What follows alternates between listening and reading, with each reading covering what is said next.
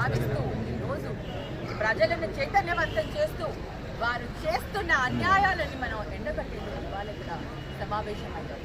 మరి ఈ సమావేశానికి ప్రతి ఒక్క కార్యకర్త ప్రతి ఒక్కరూ కూడా వారు నడుపెట్టుకుని ముందుకు వచ్చినందుకు వారందరికీ కూడా మనస్ఫూర్తిగా హృదయపూర్వకంగా వాళ్ళందరికీ కూడా కృతజ్ఞతలు తెలియజేసుకుంటూ ప్రజల కోసం ఎన్ని ఉద్యమాలకైనా మనం సిద్ధంగా ఉన్నామని ఈరోజు తెలియజేసుకుంటూ ఈరోజు పాత్రికేయులకి మీ అందరికీ కూడా కృతజ్ఞతలు తెలియజేసుకుంటాను.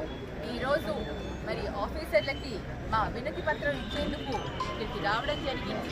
మీ అందరి సహకారం మాకు ఎప్పుడూ ఉండాలని పాత్రికేయులకు కూడా మీ అందరికీ కూడా ధన్యవాదాలు తెలియజేసుకుంటూ సెలవు.